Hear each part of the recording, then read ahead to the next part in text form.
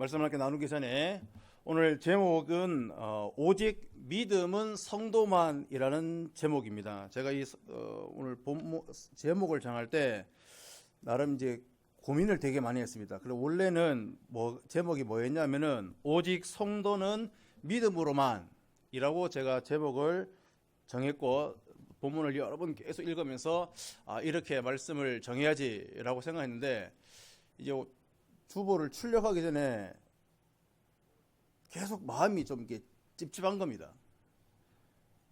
그래서 이제 옆에 그 성가대 연습실, 청년부실 가서 그렇다고 해서 되는 거 아닌데 아무튼 되게 마음이 찝찝해서 기도를 좀 한 번 더 해보고 싶다라는 생각이 들어서 옆에 그 청년부실, 성가대 연습실이죠. 가서 이제 찬양을 혼자 부르면서 1시간 동안 찬양 부르고 기도하면서 제목을 이걸 바꿨습니다. 오직 믿음은 성도만. 왜 이런 마음이 들었냐면 오늘 말씀을 제가 준비하고 읽으면서 오직 성도는 믿음으로만이라고 얘기하면 우리가 흔히들 사실을 많이 듣지 않습니까? 당연하지. 성도니까 믿음이 있어야 되고 성도니까 믿음을 해야 되지 라고 이제 흔히들 이야기하는데, 제가 아무리 생각해도 이 오직 성도는 믿음으로만 해야 할 때 강조점이 성도에게 자꾸 쏠리는 그런 제 개인적인 느낌적인 느낌이지만 그게 너무 제 마음을 불편케 하는 겁니다. 그러면서 이제 옆에 가서 찬양하고 기도하면서 이 찝찝하면 어떡할까요? 라고 이제 생각을 하고 기도하는 가운데 이거를 뒤집으면 어떨까 생각이 들었습니다. 그래서 오직 믿음은 성도만이라는 제목으로 이게 사실 앞뒤 문장을 바꿨습니다. 물론 제 느낌이겠습니다만은 그러다 보니까 조금 마음이 편안해지더라고요. 강조점이 성도에 있는 것이 아니라 믿음에 있다. 물론 이제 제 개인적인 느낌적인 느낌이겠습니다만은 그래서 사실 이 설교 제목을 정하는데 조금 난감했더랬습니다. 그래서 그런데 참 잘 바꿨다라는 생각을 저는 이제 개인적으로 들었는데 오늘 이 오직 믿음은 성도만이라는 제목을 가지고 함께 오늘 말씀을 나누도록 하겠습니다. 오늘 이 본문의 내용의 이제 그 전 배경은 뭐냐면 이 여호와김 왕 때에 이 성전에서 이 예레미야는 하나님의 말씀을 그야말로 가감 없이 하나님의 말씀 그대로 전합니다. 그리고 이 예루살렘 성전이 그가 전한 것이 무엇이냐? 바로 예루살렘 성전이 실로와 같이 무너지게 되어지는 것이고 예루살렘 성이 멸망할 것이라는 하나님의 말씀을 가감없이 그대로 직언했더랬습니다. 예언한 것입니다. 그래서 그 하나님의 말씀을 듣고 그대로 선지자 예레미야는 이 이스라엘 사람들에게 그렇게 선언하며 선포했던 것입니다. 그래서 이 심판의 말을 듣고 하나님의 사람들이라고 얘기하는 이스라엘 백성들이 사실 하나님의 뜻은 그것 아니겠습니까? 선지자를 통하여 말씀을 대언케 했을 때에 선지자의 말씀을 듣고 그것이 하나님의 말씀인 줄 알고 백성들은 돌이켜서 하나님 앞에 회개하는 것을 분명히 하나님께서 바라셨을 것입니다. 그런데 회개하기는커녕 오히려 백성들은 더욱더 완악해졌습니다. 그래서 그 하나님의 말씀을 대언하고 직언했던 바로 예레미야를 죽이려고 하는 상황이 바로 오늘 본문의 상황입니다. 배경입니다. 그래서 제사장들과 이 선지자들에게 붙잡힌 이 예레미야는 그야말로 풍전등화입니다. 곧 죽음을 앞에 두고 있는 겁니다. 그러나 그럼에도 불구하고 자기의 목숨을 지금 죽을 수 있는 그런 상황이 되어졌더라도 오늘 이 예레미야 선지자는 자신은 오직 하나님의 그 말씀, 하나님의 그 명령을 따라 하나님의 그 말씀을 가감없이 그대로 들은 대로 명령하라고 말씀하신 그대로 당당하게 하나님의 사람들이라고 얘기하는 이스라엘들에게 바로 증언하게 되어지는 겁니다. 그래서 오늘 본문에 보면은 예레미야의 이를 살려주기 위해서 이 구명 활동을 하고 있는 몇몇 사람들이 오늘 적극적으로 나서게 되어지는 것을 보게 되어집니다. 오늘 16절에 보시면 제사장들과 이 거짓 선지자들이 예레미야를 지금 죽이려고 하고 있습니다. 그런데 이 고관들과 백성들이 나서서 지금 예레미야를 변호해 주고 있는 겁니다. 그때 그들 가운데 장로 몇 사람이 일어나서 예전에 있었던 이야기를 지금 예를 들면서 오늘 지금 예레미야를 구명 활동하고 있는 겁니다. 히스기야 왕과 선지자 미가의 이야기를 먼저 이야기합니다. 여기서 이 미가는 우리가 잘 아는 이 구약 예언서인 이 미가서를 기록한 바로 그 미가 선지자입니다. 그래서 오늘 본문 18절에 보시면 미가 선지자는 히스기야 왕 때에 유다와 예루살렘의 멸망을 예언했습니다. 그게 바로 미가서 3장 12절에 있는 말씀입니다. 그래서 이 미가의 예언에 의해서 히스기야 왕은 진노하지 않았습니다. 그리고 그 말을 선포했던 미가를 죽이려고 하지 않았고 그 어떠한 가해를 하지 않았습니다. 오히려 그 미가 선지자의 말을 들었던 히스기야 왕은 하나님을 두려워하면서 하나님 앞에 간절히 기도했더랬습니다. 그래서 그 기도를 하는 것을 들으셨고 하나님께서는 이사야 선지자를 통하여서 이스라엘을 아수르 손에서 구원해 주실 것, 그것을 말씀해 주셨고 약속해 주셨고 히스기야의 생명을 무려 15년이나 더 연장해 주신 것을 약속했었습니다. 무엇을 말하는 겁니까? 오늘 본문 19절에 말씀에 있는 것 같이 하나님의 명령을 따라서 선지자들이 전한 그 말을 듣고 하나님의 말씀인 것을 알고 깨달아 그 즉시로 그 말씀을 듣고 회개하면 하나님 앞에 그 죄를 인정하며 죄인인 것을 인정하며 하나님 앞에 무릎 꿇고 그것을 회개하고 나아가면 하나님께서 재앙을 내리시고 심판하시겠다는 그 하나님의 그 예언도 그 백성들의 회개 가운데에 그 뜻을, 재앙의 뜻을, 심판의 뜻을 돌이키신다라는 겁니다. 회개하면 하나님께서 그 심판을 내리지 않으신다라는 것을 말씀하고 있는 겁니다. 그런데 하나님의 말씀을 전하는 이 선지자들의 말을 거부하고 오히려 그 선지자들을 박해하면은 이것이 무엇이라 오늘 말씀하고 있습니까? 스스로 자기의 생명을 깎아먹는 거다. 자기의 생명을 해치는 일이다 라고 오늘 본문은 이야기하고 있는 겁니다. 그리고 또 한 사람의 또 한 가지의 상황의 예를 드는데 히스기야 왕과 전혀 다르게 행동했던 바로 여호야김 이 왕의 그 예를 한 번 더 들게 되어집니다. 이 여호야김 시대의 선지자는 우리야였습니다. 동일하게 이 우리야 선지자도 유다의 멸망을 예언했습니다.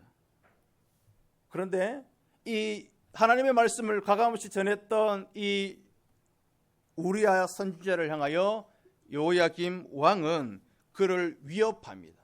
그리고 겁박함과 동시에 그를 죽이려고 합니다. 그리고 그 우리야는 생명의 위협을 느낀 나머지 애굽으로 피신하게 되어지는 것입니다. 근데 거기서 끝나는 게 아닙니다. 도망갔으면 아깝게 놓쳤네 뭐 이럴 수 있는데 이 여호야김은 그 남의 나라 그 애굽까지 사람들을 보내어서 그야말로 끝까지 이 우리야 선지자를 찾고 또 찾아 끝까지 추적하여서 애굽 땅에서 체포하여서 끌고 옵니다.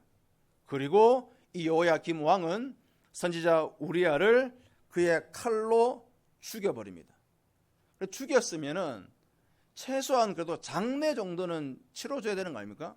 그런데 죽여버리고 이 평민에 멸하는 곳에 시체를 그냥 방치해버리고 던져버립니다.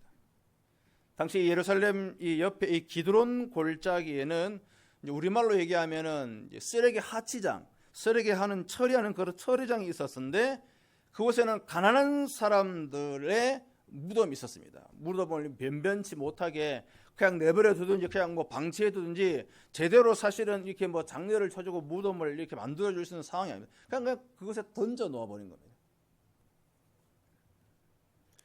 이 선지자 우리의 시신을 제대로 장례도 하지 않고 그냥 쓰레기 처리장에 던져 버린 것이죠. 그리고 죽은 이후에도 그를 더 욕되게 했던 겁니다. 이처럼 우리야를 끝까지 추적해서 죽이고 나서 또한 그의 시신마저도 다시 한 번 더 욕되게 한다는 것은 다시 말하면 하나님의 말씀을 똑같이 말살하고 무시하며 욕되게 하는 것과 똑같습니다. 왜 그럴까요? 제가 너무 억측을 부리는 것입니까? 아닙니다. 우리야 선지자는 자기가 어떤 그 유다의 그 어떤 잘못을 보고 자기의 감정에 치우쳐서 자기가 그런 생각에 자기 기준에 치우쳐서 너 당신들 지금 이렇게 하면 망한다 라고 이야기했던 게 아닙니다. 그는 선지자였습니다. 하나님의 말씀을 들었습니다. 하나님께서 이스라엘 백성들을 향하여 이 우리야 선지자를 하나님의 도구로 쓰셨던 겁니다. 그래서 우리야는 자신의 말을 전한 것이 아니라 하나님께서 말씀하라고 명령하셨던 그 명령에 순종하였고 그 명령을 따라 하나님의 말씀을 그대로 가감없이 대언했고 선포했던 것뿐입니다. 따라서 이것은 여호야김의 이 불의한 그런 왕일 뿐만 아니라 한마디로 말하면 불신앙의 사람인 것이죠. 신앙이 없는 겁니다. 하나님의 말씀을 들으려 하지도 않았을 뿐만 아니라 오히려 무시했고 하나님의 말씀을 대언하는 그 선지자를 죽임과 동시에 더욱더 큰 모욕감을 더 주었던 것입니다. 다시 말하면 그 말씀을 대언하라고 명령하셨던 하나님을 무시하는 것과 똑같은 겁니다. 이처럼 예레미야가 이 말씀을 전할 당시의 왕이었던 이 여호야김은 히스기야 왕과는 전혀 다른 그야말로 극악무도한 왕이었던 겁니다. 그렇지만 인간의 그 불의와 불경건에도 불구하고 하나님의 말씀은 결코 사라지지 않습니다. 다시금 예레미야 선지자는 일어나서 선지자 우리야가 했던 것과 똑같은 심정으로 하나님의 말씀을 가감없이 전했다라는 겁니다. 그래서 우리가 잘 알고 있는 이사야 이 40장 8절에 있는 말씀, 우리가 잘 알고 있는 말씀이지 않습니까? 풀은 마르고 꽃은 시드나 우리 하나님의 말씀은 어떻게 해요? 영원히 선다라는 것입니다. 선지자 우리야는 그 목숨을 위해서 이 애굽으로 피신했다가 결국은 이제 죽임을 당하게 되어졌는데, 그러나 오늘 예레미야는 그 어떤 생명의 위협이 있다 할지라도 절대 굽히지 않고 하나님께서 명령하셨던 그 명령에 순종하며 그 말씀을 선포했던 겁니다. 오늘 요 앞절에 14절에 보면 그러면서 이런 상황 가운데 예레미야 선지자가 이렇게 이야기를 합니다. 14절에 보시면 나는 너희 손에 있으니 너희 의견에 좋은 대로 하라라고 이야기하면서 오늘 자신은 자기가 해야 할 일, 그 일, 하나님께서 말씀하셨고 하나님께서 하라고 명령하셨던 그 명령에 순종하여 하나님의 말씀을, 나는 너희가 무슨 말을 하든지 간에 나는 하나님의 말씀을 대언한다, 하나님의 말씀을 선포한다, 난 담대히 주의 말씀과 주님의 뜻을 전할 뿐이다 라고 선포하고 있는 겁니다. 그런 가운데 우리가 잘 알고 계시는 것처럼 그렇게 선포하며 나아갔을 때에 우리야 선지자처럼 이 예레미야 선지자는 죽지 않았습니다. 여기서 이제 조심스럽게 조금 생각해 볼 것은 이 선지자 우리야가 애굽으로 도망쳤지 않습니까? 무서워서. 근데 이제 그런 가운데 이 그가 전한 말씀에 대한 그런 진정성을 손상하고 또 이 원수들의 그런 담력을 되려 좀 키워주는 것이 아닌가. 그래, 저럴 줄 알았다. 저거 분명히 아닐 거야. 지 생각일 거야. 지 말일 거야. 아니면 뭐 좀 더 비슷하게 말씀하셨는데 뭐 좀 갖다 더 이렇게 엄쳤겠지. 이렇게 생각하면서 그러니까 지가 도망가지. 잘못 안 했으면 뭐 도망가겠어? 그런 게 조금 있지 않을까 좀 조심스럽게 생각을 해봅니다. 근데 또 그럴 것이 또 그런 건 아닙니다. 그런데 성경의 여러 구절에 보면은 이 상황을 보면 이 죽으면 죽으리라고 임했던 이 오늘 이 본문의 이 예레미야 선지자를 보면은 자기 목숨이 왔다 갔다 함에도 불구하고 지금 그는 하나님 앞에서 주신 그 명령을 그대로 끝까지 전합니다. 그래, 내 목숨 너희 손에 달려있으니까 너희가 알아서 해라. 그러나 나는 하나님께서 나에게 주신 그 명령을 난 그대로 전한다 라고 이야기하는 것이죠. 그런 가운데에 하나님께서 오늘 예레미야 선지자를 살려주십니다. 우리 흔히 그걸 얘기하는 살고자 하는 죽고 죽고자 하는 자는 사는 것이죠. 그러면서 마태복음 10장 39절에 보면은 자기 목숨을 얻는 자는 잃을 것이요 나를 위하여 자기의 목숨을 잃는 자는 얻으리라 라고 말씀하셨거든요. 주님께서. 또 우리가 잘 알고 있는 에스더 선지자도 마찬가지입니다. 왕후 에스더도 죽으면 죽으리라 라는 우리 말씀을, 우리 고백을 잘 알고 있지 않습니까? 그러면서 그 자신도 살고 그의 민족도 살았던 것입니다. 그래서 오늘 마지막 절 24절에 보시면 사반의 아들 이 아이감의 손이 예레미야를 오늘 보호해 주게 되어집니다. 그래서 백성들은 예레미야를 죽이고자 혈안이 되어 있어서 마들 폭도들이 막 어떠한 사람을 테러하려는 것처럼 일어났었지만은, 그러나 이 모든 것들이 바로 사반의 아들 아이감으로 통하여 예레미야가 보호받게 되어집니다. 이 아이감이 누구냐 하면은 이 사반은 요시야 왕 때 서기관입니다. 당시 성전에서 율법 책을 발견한 것을 계기로 이 요시야 왕이 이 종교 개혁을 단행할 때에 요시야의 정책에 적극 찬성하면서 종교 개혁에 앞장섰던 인물인데요. 그의 아들 아이감이 오늘 이 아버지 사감과 함께 요시야 왕 때 중용됐던 이 대신입니다. 그래서 큰 영향력을 가지고 있었던 것은 분명합니다만, 그러나 그 아이감을 그런 어떤 권력이나 힘에 의해서 사실은 이 모든 것들이 예레미야 선지자가 살아난 것이 아닙니다. 그 뒤에서 모든 것을 운행하시는 하나님께서, 하나님의 그 보호하심이 있었기 때문에 오늘 예레미야 선지자는 살 수 있었던 겁니다.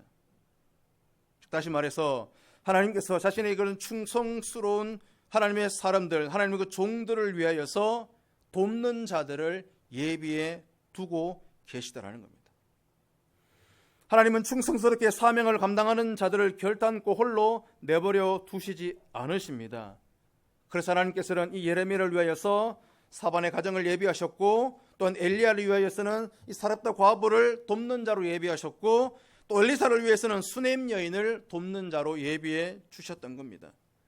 그리고 다윗이 이 사울 왕에게 쫓겨다니면서도 그 생명을 지킬 수 있었던 것은, 또 결국은 나라를 굳건히 세울 수 있었던 것은 다윗 왕의 혼자만의 그런 탁월함이 아니라 그와 함께 믿음으로 함께하는 사람들이 있었기 때문입니다. 무수한 수많은 동력자들이 있었기 때문이기도 한 것입니다. 사도 바울이 핍박자들을, 또 그를 박해하는 자들을 수많은 그런 박해와 고난 가운데서도 정말 그것을 이겨가면서 그리스도의 복음과 하나님의 그 교회를 세울 수 있었던 놀라운 일들을 감당할 수 있었던 그것 또한 믿음으로 함께한 성도들, 믿음으로 함께한 바로 그 믿음의 동력자들이 있었기 때문이라는 사실입니다. 사랑하는 성도 여러분, 오늘 이 말씀을 통하여 함께 나누고 싶은 하나님의 그 말씀은 오늘 이 시대에도, 이 시기에도, 이 세대에도 하나님께서는 자신을 위하여 일하시는 충성된 종들에게 동력자를 반드시 세워주신다는 겁니다. 물질이 부족할 때는 필요한 물질을 채워주시는 손길을 허락해 주시고, 위기에 처해 있을 때는 그 위기를 이길 힘을, 견뎌낼 믿음과 힘을 주시는 것이고, 또한 그 믿음의 어려운 그런 힘듦이 있을 때 그 구렁텅이에서 헤어나올 수 있는 도움의 손길을 믿음의 성도들을 통하여 허락해 주신다라는 겁니다. 혼자 있는 것처럼, 혼자 감당해야 될 것 같은 그런 어려움 속에 있다고 느낄 수 있지만, 그러나 믿음을 가지고 믿음만으로 하나님을 향하여 부르짖고, 오직 그 믿음으로 하나님만 부르짖고 찾는 성도들에게는 감당할 수 있는 힘을 주시고, 더불어 함께 그 어려움을 이겨내갈 수 있는 믿음의 성도를 붙여주신다는 것입니다. 그러므로 오늘 말씀을 정리하며 결론을 드리겠습니다. 오늘 이 말씀을 드리려고 합니다. 그러므로 우리가 세상을 사는 힘은, 세상을 살 수 있는 힘은 오직 믿음이라는 겁니다. 성도는 믿음이 아니고서는 아무것도 할 수 없습니다. 오늘 마지막 찬양을 했던 그 은혜라는 찬양, 지금까지 그 모든 것이 당연한 것이 아니라는 것이죠. 그 어느 것 하나 당연한 것이 없는 겁니다. 그럼 무엇입니까? 무엇이 그것을 우리가 마치 당연한 것처럼 느끼며 그것을 우리가 누릴 수 있습니까? 믿음입니다. 믿음이 아니고서는 아무것도 없습니다. 또한 믿음이 있어야지 그것이 성도로 할 수 있는 겁니다. 올 2024년도 오늘 주의 사자를 통하여 우리에게 주신 표가 무엇입니까? 거룩한 씨가 이 땅의 그루터기라는 것입니다. 그루터기이니까 거룩한 씨일까요? 아닙니다. 거룩한 씨이기 때문에 이 땅 가운데 주님이 그토록 찾으시는 믿음의 그루터기가 되어질 수 있는 겁니다. 그러므로 성도 여러분, 성도는 믿음으로만 아닙니다. 오직 믿음은 성도, 여기서 말하는 성도는 그냥 주일날 예배 오고 그냥 왔다 갔다 하고 이런 게 아닙니다. 그거는 그냥 종교인이죠. 성도라 하면 종교인과 반드시 구분되어져야 될 것인데, 그러므로 오직 믿음은 성도에게만 있는 겁니다. 그래서 성도는 오직 믿음으로 살아가는 것입니다. 오늘 예레미야와 같이 어떠한 환경과 어떠한 조건이 되어진다 할지라도 흔들림 없는 그 믿음으로만 주님의 말씀을 섬길 수 있고, 그 오직 믿음으로만 주님의 말씀에 순종할 수 있다는 사실을 반드시 꼭 기억해내시고 그것을 깨달아 내시기를 주님의 이름으로 축복드립니다. 제가 최근에 경험했던 어떠한 그 한 경험을 좀 조심스럽게 예화를 들고 말씀을 좀 마치려고 합니다.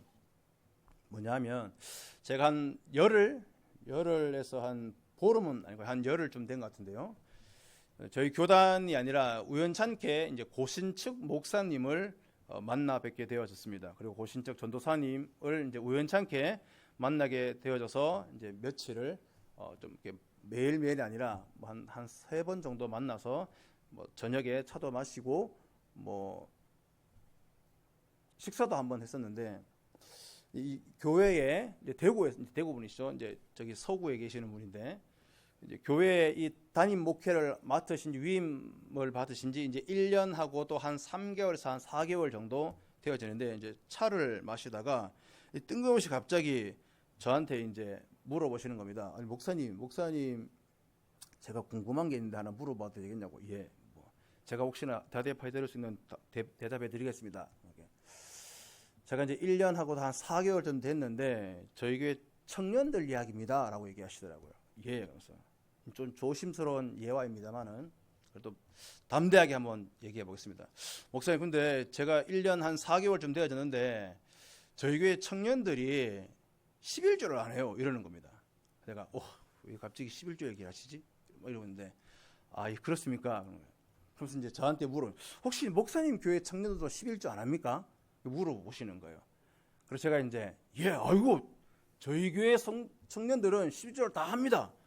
그거는 뭐 저희 교회 청년들은 그거는 뭐 말할 필요도 없습니다 라고 얘기했으면 좋았겠는데, 뭐 시험 들지 마시기를 부탁드립니다. 이게 시험 들 게 사실 아니거든요.